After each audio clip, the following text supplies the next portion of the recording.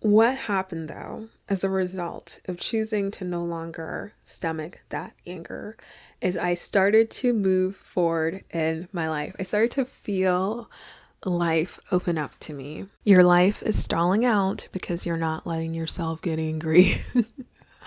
So, this is something that I recently realized in myself. I have developed this wonderful spiritual practice. I feel very deeply connected with my deeper self. I can drop into states of bliss and feel like lit up like a light bulb. And it feels amazing. It feels amazing. When I really want to, I can drop so fully into the present moment that nothing else feels like it matters. And yet, I realized I wasn't even giving myself the space and the time to always do that. My mind would always turn back on and cycle through the same old ruminations, the same old difficulties, the same old trouble. And I couldn't get myself to get to the other side. I said, okay, maybe I just need to accept what happened. Maybe I need to just accept so and so. I need to accept the situation. So I'd practice acceptance. I would practice forgiving. I would practice sending love, positive vibes, right? I would do all the airy fairy stuff, but I would never let myself really get angry. Whenever I felt angry, I would quickly try to edit it and soften it and be like, oh my God, I gotta get out of this space. Until a few weeks ago, where I don't know, something clicked in me.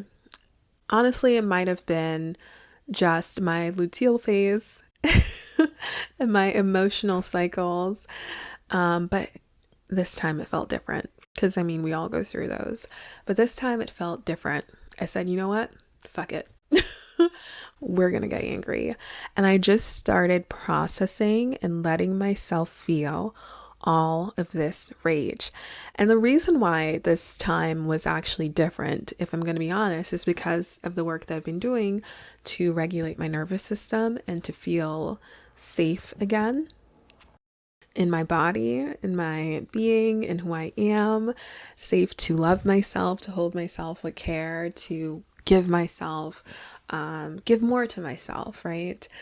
And it's created the room and the space for me to even allow the processing of this anger, because I associate anger with a loss of so many things: loss of people, loss of support, loss of resources, all because these relationships were requiring that I don't get angry, that I never really express the hurt, right? It was requiring that I stomach, I stomach it. And I really mean that literally. Nowadays, I'm about a month out from that. I mean, this went on, I think, literally for 2 weeks, which doesn't seem like a long time, but 2 weeks of just feeling pissed off and like anyone can get it, you know? Anyone can get it. And I actually had two big blow up arguments with two people in my life where for me it was like slaying my Goliath. Two people who have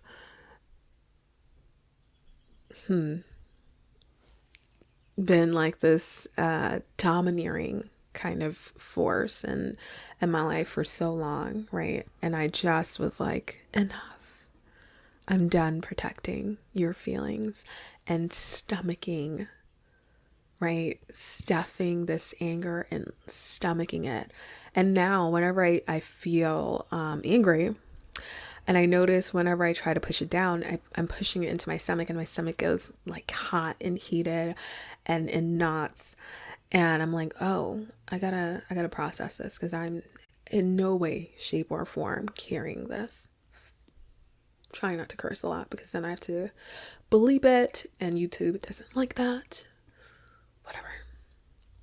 But what happened though, as a result of choosing to no longer stomach that anger, is I started to move forward in my life. I started to feel life open up to me. I've been bringing in new furniture, new decor, like new clothes, new looks. I've never ever worn my hair like this, right? I have it's like it just broke off. In Jamaica, I don't know if this is just something my family says or my grandma said, but when a glass breaks, we say that's judgment breaking off of you, right? So some judgment just broke off of you, and that's what it felt like judgment, and glass did break multiple times during this 1 month period, where it just felt like judgment breaking off of me. And in a way, I was carrying and internalizing that judgment instead of letting myself judge others and be like, yeah, that's what you're doing is fucked up. I was eating that judgment. I was holding it in my belly, right? I started weight started falling off, like physical bodily weight on my body started to fall off. And so I want to make this video because I think there's some of us who think that we've processed anger, right? Or we might be like, yeah, this made me mad in our journal. This made me mad because I'm making fun of myself, right? Or I like to do voice. I call them voice journals because sometimes I just can't find the time to sit and write, or because walking outside helps to regulate my nervous system. I'd rather just process outside while I'm talking, right? And also using your vocal cords helps to stimulate the vagus nerve, which is connected to your vocal cords, right? And you'll learn all these techniques if you want to. You can learn all these techniques to regulate your nervous system inside Soften and Replenish, my 7-week vagus nerve reset program. But so I like to, multitask, but I would often, vocalize the anger, but never really let myself feel it. Never really, or if I felt it, what I did was I would pull back just at a certain moment because I had this fear that it would just go on and on and on. And I will say I had a lot of pent up anger to move through because it did last, many weeks. But it didn't last forever. And in the processing of the anger, I started to figure out who I really am now. And this is what I think happens when we, try to suck the air out of the fire, suck the air, not feed oxygen to the anger, is we actually we're stopping the fuel of our own lives, right? We're stopping our own lives from propelling forward because the anger is there to help you identify what you desire, who you desire to be around, to be with. It's a cleansing, and it's not meant to be I'm not saying go and have blow up arguments with people. That just happened. I tried my best. Trust me. I tried my best to stay regulated, to stay right. But it just felt like I've had moments in my life where I was like, that was destined. This is meant to end now. And that was predestined. I didn't know when I would finally be ready to face these Goliaths, but it was bound to happen. And so I'm not saying you need to go and have blow up arguments, but if it happens, it's not because you're failing. Right? The anger isn't bad. The anger, it's not it isn't, there isn't, your deeper self isn't like, oh man, you got angry. Now I'm going to withhold from you. The universe isn't like, oh man, oh, you got angry. But I think some of us really do deep down feel that, right? That guilt, or like now things aren't going to go well for us because we got angry. And I think it goes back to this very, this idea that the spiritual self or the soul self is all just kind of like, it only exudes love, and it's only like, it only approves of love, and it only approves of kindness, and it only approves of loving actions or loving energy. But I can tell you that I feel a world of a lot better and in alignment since expressing that anger and letting myself process my anger. And what I noticed also with the processing is my anger was not just holding like the fuel, the energy to clarify what needed to be clarified, to release what needed to be released. It also was holding the reason why I wanted to release it. So let's see if I can explain this well. So I knew that there were certain relationships that I could not carry into the next chapter of my life. I cannot, because of how harmful they are. But every time I thought about releasing these relationships, I would feel so much guilt. My codependent programming would come back online, and then I'd be like, this is just a codependency talking. This is just a scapegoat abuse talking, right? Or this is my narcissistic abuser talking. Like, this is not me.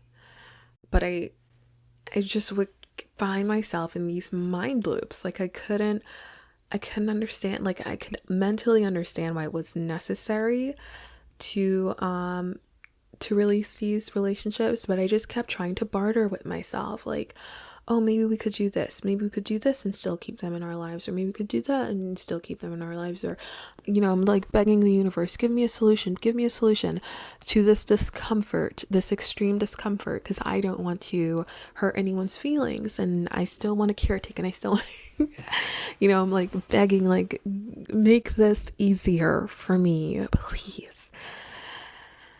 And it wasn't until I started processing the anger that I could feel my why again. Why. I could feel my why for what I believed in, what my values are, what my boundaries were, all of that, right?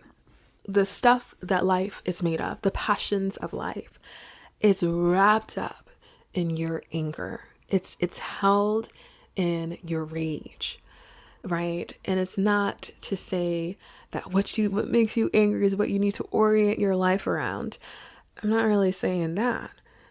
I'm just saying there's vital information in there about who you are and why you do what you do and where your lines are.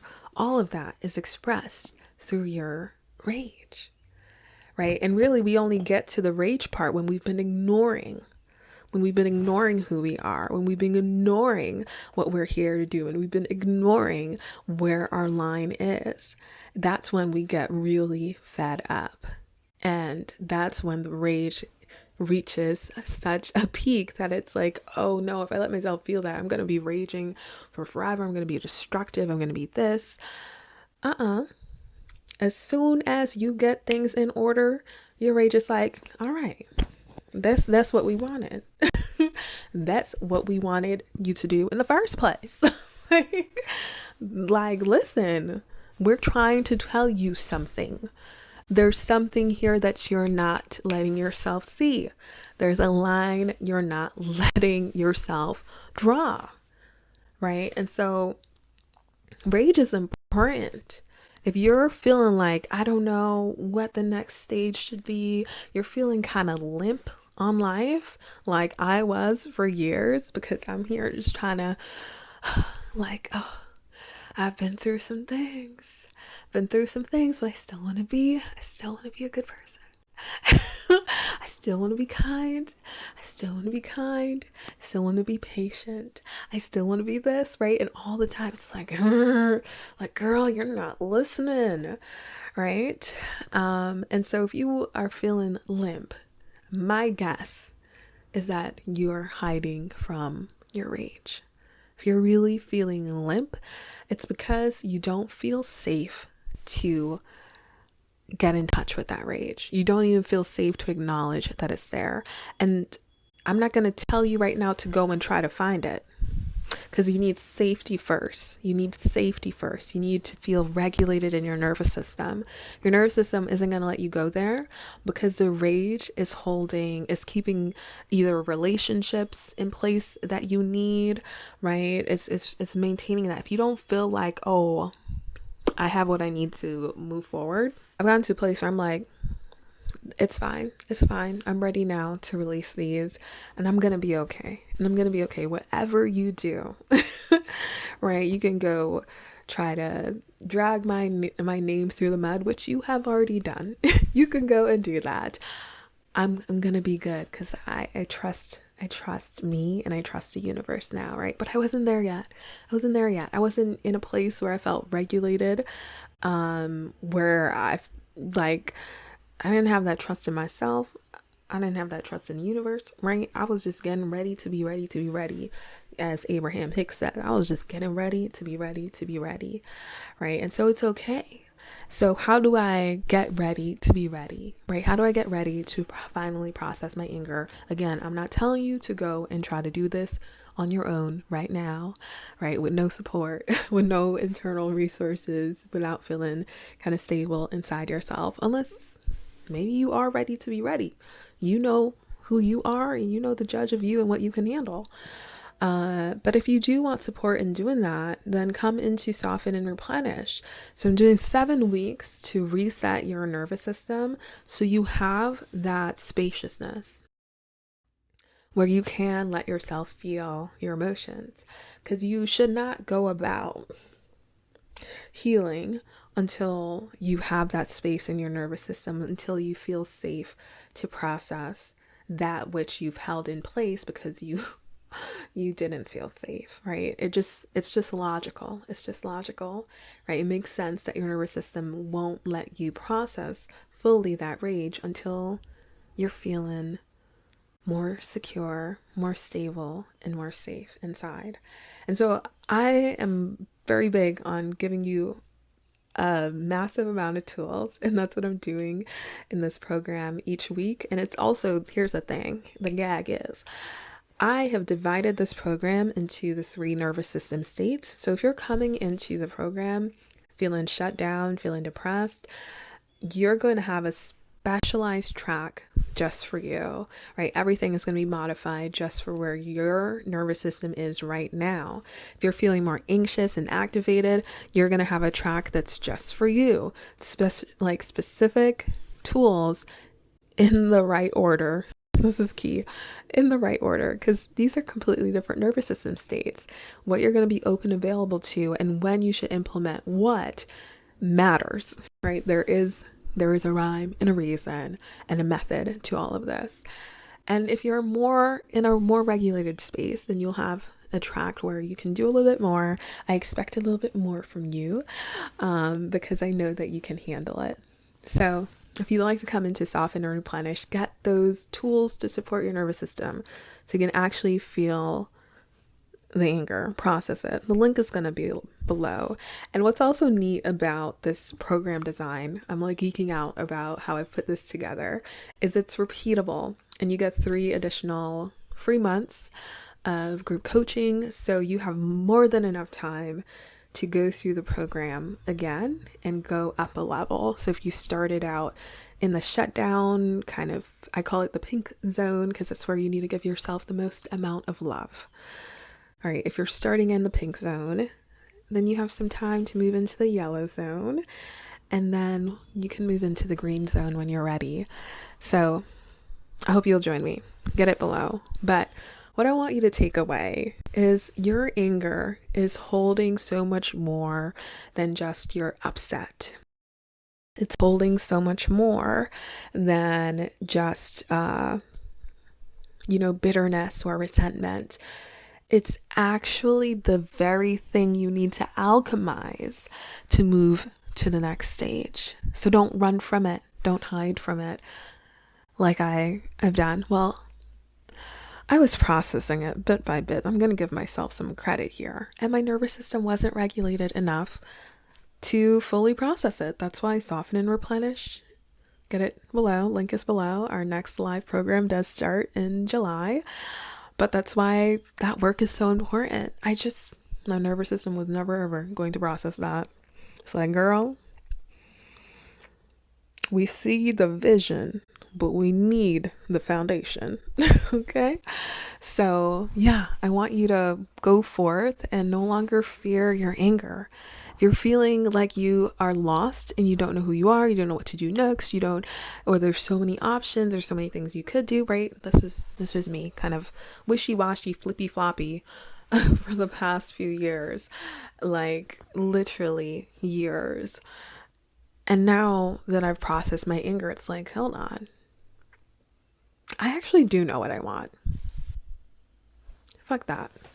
All right, so I'm going to shout out the next video that I have, the video topic that I have written down. I don't know if we're going to stick with this title. This is a spicy title. White feminine spirituality and the dangerous erasure of disgust.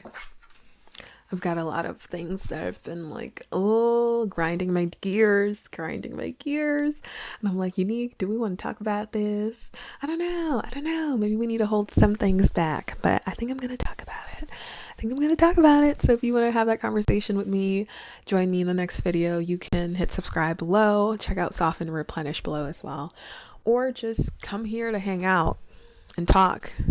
I'm trying to be more consistent with videos, but I'm not going to promise anything. So like I said in the last video, I've been working to get my voice back in my narcissistic abuse recovery journey. I don't talk so much about the details of what I went through, but I've been, slowly opening up about it over the past 2 years because it's part of the process. It's part of the healing process. And I now, hang on. I need to glue it back on, but nowadays I see other women talking about the journey, and I just saw this wonderful video of someone who was speaking even though her voice was shaking, and I have no idea what this woman had gone through, but she was saying how being seen, being public, this is part of her journey to healing, and I resonate with that so deeply. I'm not at a place where I'm ready, or I don't think I ever will be, because I do enjoy having more of a private life, even though I talk about very intimate topics online. It's a balance, right? It's a balance for me. This is how I find my balance. But I will say it's been a journey to speaking again and finding my voice again. And sometimes I'll share and I'll have bursts of letting myself being seen. And then I want to cocoon. And then I want to hide away, and then I need to integrate. And so that's just part of my process. And this year, I'm no longer apologizing for what I've been through and how long it takes. It has taken, and that it does take to recover. This is just my journey. And so if you're going to join me on this ride, just know that sometimes I'll post a lot and sometimes I'll post not at all. But you can always find me at my email. You can always get in touch. I'm here. My energy is here. But I might not always, be in the mood to be seen. But we're working on it. And I think I'm getting there. So if you want to join me and enjoy some sporadically timed and released videos, please do come and join. And honestly, this might just be the way that I work. So get used to it. All right, I'm Unique Val, and I hope to see you in the next video. And that potentially, it's not going to be super spicy, but I do have some things to say. All right, see you then.